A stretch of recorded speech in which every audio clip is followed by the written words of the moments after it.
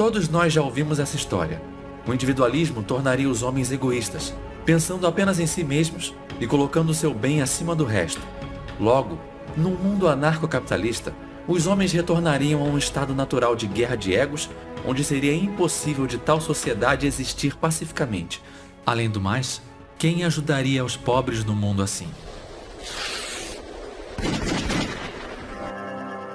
Antes de prosseguirmos, considere a possibilidade de se tornar patrocinador desse projeto. Os links estão na descrição. Se não for inscrito, clique em se inscrever e depois no ícone de campainha. Será que no anarcocapitalismo todos nós seríamos mais egoístas? A ideia de que quanto mais livre é um indivíduo, menos empatia e preocupação com o próximo ele tem, ignora a intrínseca relação entre liberdade e solidariedade, entre individualismo e responsabilidade. Não há como haver um sem o outro. Essa objeção é bem mais antiga do que acreditamos. Seu primeiro articulador foi Thomas Hobbes, ao dizer que a origem de nossa moralidade viria do amor de si mesmo. O homem só se preocuparia com a sociedade à medida que ela lhe garanta segurança e proteção. Tudo que é bom para si próprio é moral. Tudo que é contra si próprio é imoral. E como a conservação da sociedade seria bom para sua segurança, segue que tudo que conserva a ordem é moral e tudo que vai contra a ordem é imoral. Como o Estado é o defensor da sociedade e detentor do monopólio da lei e da violência, tudo que vá contra o Estado será vicioso, pois sua ruína levaria o mundo de volta ao estado natural, onde os homens egoístas se matariam em disputas sem fim. Por outro lado, tudo que cause a manutenção do Estado será virtuoso, mantendo a ordem e a prosperidade comum. Então, é a lei estatal quem deve decidir o que é certo e errado. O governo seria o guia moral da civilização. O plano de Hobbes era roubar da religião o papel de guia moral dos homens e passá-lo para o Leviatã. Aqui já encontramos diversos sintomas do mundo moderno: um relativismo moral, um legalismo barato, uma visão da natureza humana como algo extremamente egoísta, mas que pode ser controlado com engenharia social. A falácia dessa ideia absurda está em sua visão errônea da moralidade humana e no paradoxo onde o Estado, que é formado desses mesmos humanos egoístas, por um milagre, trabalhe pela ordem social e vire a fonte da moralidade humana. Vamos então nos focar no primeiro ponto. Qual a origem de nossa vontade de ajudar o próximo? Uma investigação mais arrojada revela que é na liberdade e na autonomia individual que tal sistema se torna possível. Com o argumento hobbesiano desmentido, caem por terra também as falácias típicas dos dias de hoje, que em geral apenas repetem os argumentos de Hobbes.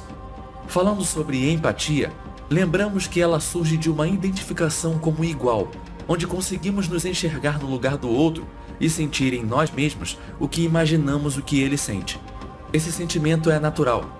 Experimente assistir um vídeo de alguém levando um chute bem no meio das pernas. Observe que, naturalmente, seu corpo se retrai e você sente a dor junto com ele, especialmente se você for homem. Claro que o que você de fato sente não está nem próximo do sentimento real da pessoa diretamente afetada, mas seu corpo consegue passar uma sensação próxima, te fazer imaginar como seria se você e ele trocassem de corpo naquele momento. Por isso mesmo, uma mulher consegue compartilhar essa dor, assim como um homem consegue também se compadecer das dores de parto, muito embora ele jamais consiga sentir pessoalmente a experiência. Ao identificar o outro como igual, o identificamos como um ser humano, autônomo, livre e capaz de amar e de sofrer, assim como nós mesmos. Essa ideia se manifesta em toda a base ética do Ocidente, tendo sido introduzida por Jesus Cristo. Amar a Deus acima de todas as coisas e amar ao próximo como a ti mesmo. Esse ao próximo como a ti mesmo descreve a base do amor como uma identificação do outro como meu igual. Enxergo nele um ser humano como eu e por isso mesmo digno de amor e respeito. Percebam que esse princípio está presente na ética kantiana, assim como na ética argumentativa de Hoppe. Ambas partem da ideia de uma identificação do outro como meio igual, como ser autônomo e livre.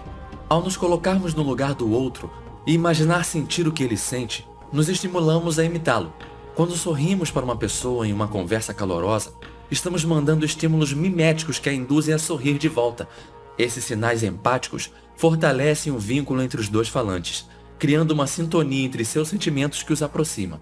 Esse sistema revela o caráter mimético das relações sociais. A tendência natural dos membros de uma espécie de imitar uns aos outros, aprendendo comportamentos pela observação. Esse desejo de imitar o outro se manifesta no desejo positivo de igualdade, de querer ser tão grandioso, tão bom quanto ele e se esforçar para alcançá-lo. São os nossos ídolos, pessoas que nos inspiram a ser melhores, imitando seus comportamentos, seguindo seus conselhos por admirarmos seu caráter, sua inteligência ou capacidade. Muitas histórias de heróis começam com um protagonista sendo inspirado por alguém que ele admira.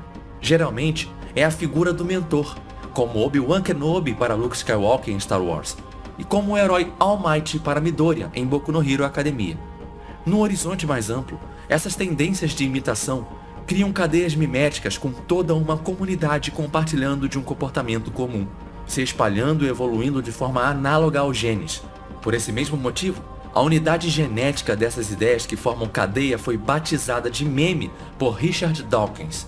Observamos os outros e nos espelhamos neles, para moderar nossos próprios sentimentos, criando em nosso ponto um juiz interno, imparcial, por vezes chamado de voz da consciência. Ele representa um julgador de nossas ações, externo e exigente. Ele representa o ideal de conduta, que nos julga e nos força a pensar fora de nós mesmos, a considerar outros pontos de vista e melhorar a nossa conduta. Observe como essa simpatia é natural, é de origem biológica e é ligada aos nossos estímulos mais básicos. Essa simpatia ocorre em níveis. Ao vermos um ato beneficente, simpatizamos inicialmente com a vontade do benfeitor, com os sentimentos de quem recebe o ato, com as regras gerais que regem essa relação social e sua adequação a elas, e por fim, com os resultados práticos dessa conduta quanto à sua capacidade de promover o bem do indivíduo ou da sociedade. Veremos essa escala operando na prática em nosso próximo ponto: o fato de que o bem comum necessariamente nasce do interesse individual. Sobre o bem comum, lembramos que Adam Smith, em sua teoria dos sentimentos morais, sintetiza bem essa verdade. Abre aspas. Não é a conservação da sociedade que nos interessa, originalmente, na punição dos crimes cometidos contra indivíduos. Na maioria das vezes, nossa preocupação pela fortuna e felicidade dos indivíduos não surge da preocupação pela fortuna e felicidade da sociedade. Muito pelo contrário, nosso interesse pela multidão é composto pelos interesses particulares que sentimos pelos diferentes indivíduos que a compõem. Fecha aspas. Quando nos sensibilizamos com um homem que foi roubado, não estamos pensando na felicidade universal que foi diminuída ou na perda que o roubo desse recurso causará na economia regional. Nosso primeiro impulso é pensar: pobre homem, espero que ele encontre o ladrão e que o ladrão devolva tudo que ele roubou. Nossa compaixão nasce de forma pessoal, de indivíduo para indivíduo, a partir dos nossos sentimentos. Caso algum mau caráter apareça para defender o bandido, nosso primeiro impulso é a raiva. Nos indignamos do absurdo em sua fala, mas ao nos expressarmos contra essa pessoa, prontamente recorreremos aos argumentos racionais. Aí sim, falaremos da sociedade em geral e questões técnicas de justiça. Logo, mesmo quando fazemos argumentos racionais, mesmo quando fazemos uma defesa da sociedade em geral, nosso impulso inicial sempre começa de forma individual e de impulsos pessoais para depois se articular em algo mais geral. Se procurarmos as histórias de associações comunitárias ou campanhas beneficentes, sempre veremos que tudo começou por um interesse pessoal de quem montou o grupo. Se estamos falando de uma ONG de resgatar animais, o fundador era um grande amante dos animais, que desde pequeno adotava cães de rua e por um certo evento-chave em sua vida, resolveu dedicar sua vida aos animais, aumentando a escala de sua atuação através de um grupo para tratar dos animais e lhes dar um abrigo. Logo, sua ação inspiradora atrairá outros indivíduos pelo impulso mimético de imitar quem se destaca. Suas ideias se espalham pela cadeia mimética e logo a ação que era individual se torna coletiva. Essa narrativa também ecoa em todos os mitos e narrativas que vemos no meio cultural. Por mais altruísta que seja o herói, a história dele sempre começa por um objetivo pessoal, que aos poucos escala até que o herói decide salvar todo mundo no final, até mesmo se sacrificando pelo bem de todos. Isso pode ser observado na clássica jornada do herói, também chamada de monomito, um padrão que foi encontrado em quase todos os mitos da antiguidade. O herói começa no mundo normal, e quando é chamado à aventura, inicialmente se recusa, só aceitando sair em jornada após algum evento-chave torná-lo pessoalmente envolvido no conflito. Talvez o vilão mate seus pais, talvez destrua sua vila, ou sua amada seja sequestrada. Além de surgir a figura de um mestre que inspire no herói a vontade de ser virtuoso, o eremita sábio do deserto, que um dia foi um grande herói, mestre e cavaleiro. Isso nunca denigre a imagem do herói para nós, muito pelo contrário. Quando vemos um herói sem nenhum interesse pessoal na narrativa, salvando todo mundo sem nenhum motivo, nós estranhamos, ele parece falso e forçado. O protagonista precisa ter uma motivação pessoal para a história parecer plausível, precisa ser alguém com vícios e virtudes. Seu objetivo, embora pessoal, se mistura com o bem comum e vai lentamente se sobrepondo na sua escala de interesses conforme a história avança. O fato de que esse interesse surgiu de vontades individuais não o torna egoísta, afinal, continua sendo uma vontade de ajudar e fazer o bem a um terceiro. A diferença é que esse terceiro é um ser, não uma massa amorfa ou abstrata. Como explicamos mais acima, nossa empatia surge de enxergar um humano no próximo. Por isso, ela é muito mais forte quando é focada em um indivíduo do que em um coletivo. Como já discutimos aqui os primeiros pontos, resta falar do último estímulo, a utilidade moral, que se manifesta mais expressamente na doutrina do interesse natural. A doutrina do interesse natural é uma filosofia em tendência de comportamento humano que faz os homens acreditarem que o bem comum da sociedade também é algo bom para eles mesmos, mesmo que não recebam nenhum benefício direto disso. Foi observada por Tocqueville em sua visita à América. Os homens enxergam beleza na utilidade, na ordem e na prosperidade. Nos admira ver um grande mecanismo funcional operando e sentimos uma vontade de conservá-lo, de expandir sua capacidade, quanto mais vemos o bem que ele gera. Sentimos uma vontade natural de organizar melhor um sistema, tapar os buracos, levar os recursos para novos lugares, e apreciamos o progresso em si. E ao mesmo tempo que milhares de vidas são beneficiadas pelos problemas resolvidos, essa doutrina se propõe a criar nos homens a ideia de que não há nada de errado em ser recompensado por fazer o bem. Santo Agostinho disse que justiça é dar a cada um o que merece. Ou seja, se ao homem mau é justo dar castigo, por que ao homem bom não seria justo dar recompensas? A recompensa poderia ser material, manifesta no lucro, premiando aqueles que melhor atendem às demandas individuais, mas também pode se manifestar numa ideia de karma, uma filosofia de vida ou presença divina, cuidando dos justos e aflitos, para que esses sempre encontrem refúgio, os exortando para exercer o bem do outro como seu próprio. Essa doutrina fazia o povo americano enxergar o bem da comunidade como parte de seu próprio bem, e que trabalhar pelo bem comum também seria de seu interesse. Afinal, ele também faz parte dela. Qualquer decadência que ocorra no espaço público irá afetá-lo diretamente. De fato, ela não é tão grandiosa quanto o puro sacrifício desintegrado pelo bem do outro. Uma sociedade movida por ela se move por uma virtude menor, mas por outro lado, combate também os vícios do egoísmo. Eleva homens insensíveis a algum nível de empatia, os treinando todo dia, nas pequenas situações da vida, a se importar com o bem de seus vizinhos. Entretanto, essa doutrina não suprime de forma alguma o sacrifício desinteressado real. Muitas vezes, os cidadãos se sacrificam pelo outro sem ganhar nada, mesmo que verbalmente expressem a doutrina, pois a benevolência é um bem em si mesmo. É desejo do homem não apenas ser objeto de admiração, mas ser verdadeiramente digno dela. Quem trabalha com arte sabe muito bem desse sentimento. Olhamos para nossa própria arte com desdém. Enxergamos seus defeitos e percebemos como os outros artistas melhores nos superam em todos os fatores, de tal forma que o aplauso dos amigos e colegas nos elogiando fazem pouquíssimo efeito.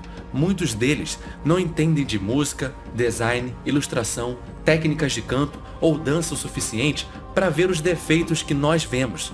Por outro lado, a satisfação de ver a si mesmo evoluindo nos enche de uma felicidade verdadeira.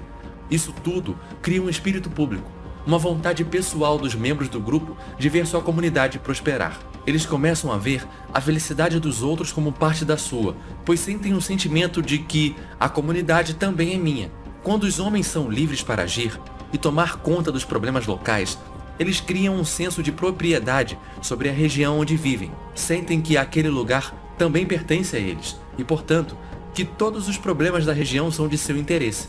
Tocqueville observa que nos Estados Unidos as pessoas tinham horror a chamar o governo e preferiam resolver tudo sozinhas.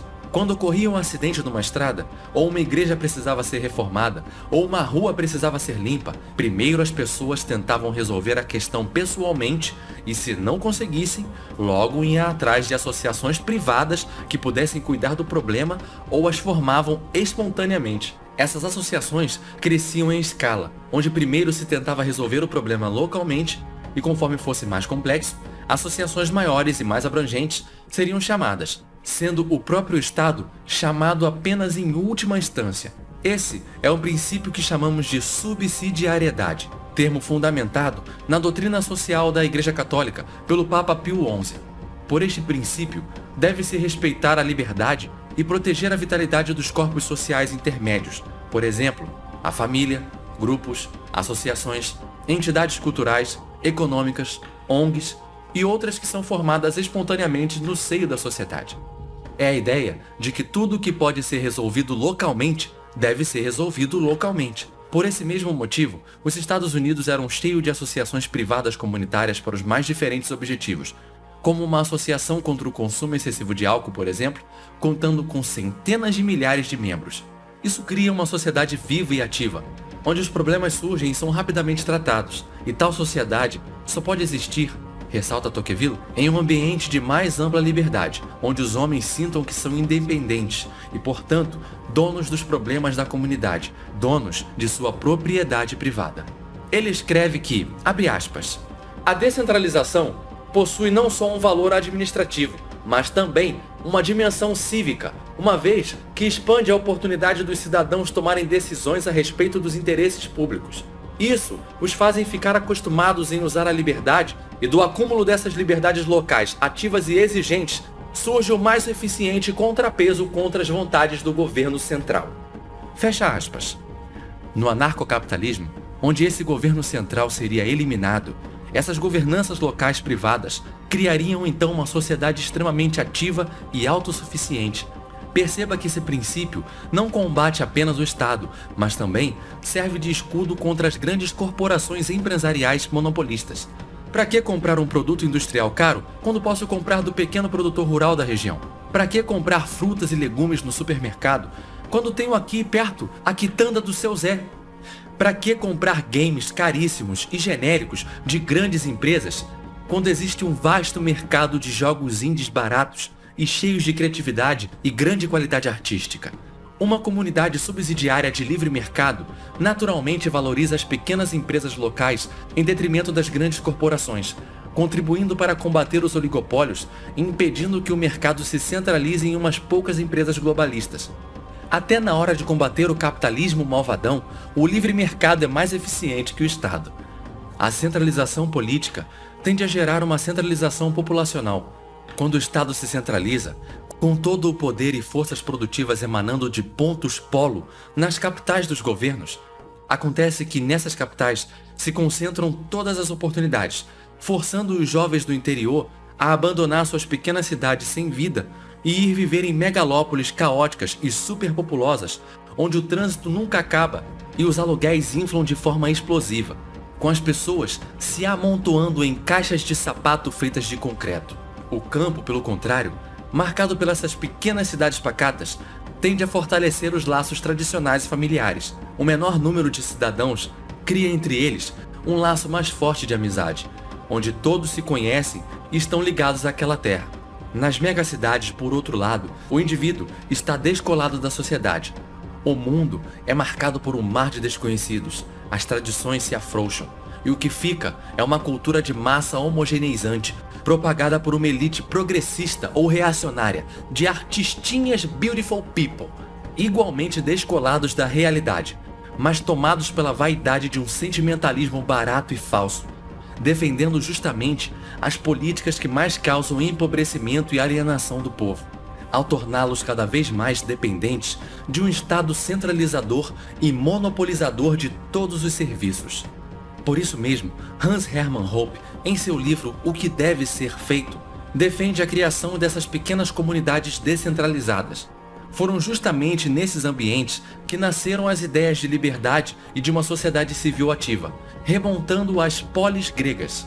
Com o advento da fraudemia, houve uma popularização maior do home office, As pessoas não precisam sair de casa para trabalhar e ainda não precisam nem morar na cidade onde trabalham. Este, talvez, seja um passo importante para descentralizar as megacidades e construir comunidades subsidiárias autônomas, podendo o indivíduo trabalhar nos escritórios distantes enquanto vive nas pequenas comunidades pacatas. Propriedade, especialmente a relativa ao local onde vivemos, está associada com o conceito de lar. O lar não é simplesmente o teto sobre o qual durmo. O lar é o descanso do guerreiro. É onde sinto que tenho um lugar no mundo.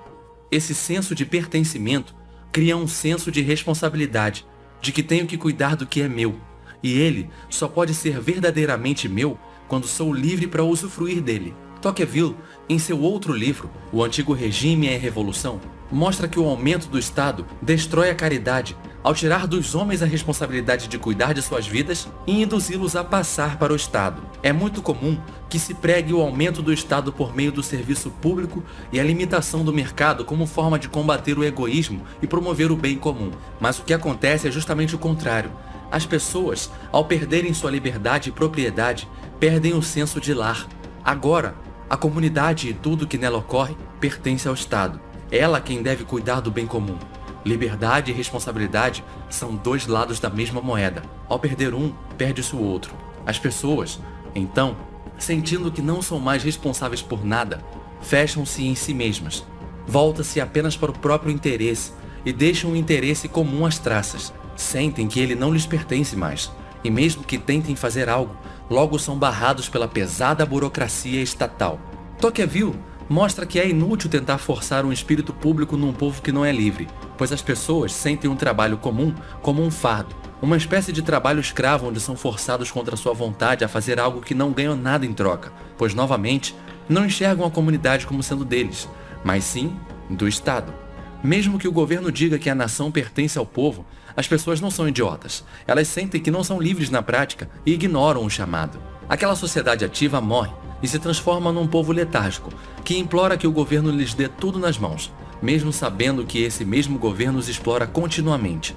Em resumo, a empatia pressupõe propriedade privada, surgindo naturalmente de uma identificação do outro como um ser autônomo e de me enxergar em seu lugar por um impulso mimético.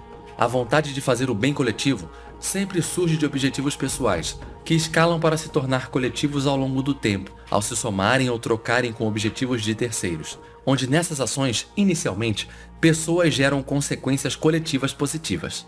Naturalmente, esse múltiplo de ações humanas formará redes subsidiárias autossuficientes, cadeias miméticas propagando ideias, tradições e cultura, criando um senso de grupo e um espírito público nascido do senso de lar, pertencimento, onde a comunidade é minha propriedade e a bem-aventurança do outro também é meu interesse. Quando ele lucra, eu também lucrarei. Algo que só é possível numa sociedade livre e descentralizada, baseada em associações privadas e auto-interesse individual, onde o mérito é premiado e aqueles que se destacam naturalmente são reconhecidos e imitados pelos demais. Quando analisamos que a sociedade seria essa, logo percebemos que se trata da sociedade de leis privadas. É o anarcocapitalismo, que ao devolver aos homens a sua liberdade e responsabilidade, criaria não só a sociedade mais eficiente na alocação de recursos, como também a maior provedora do bem-estar social.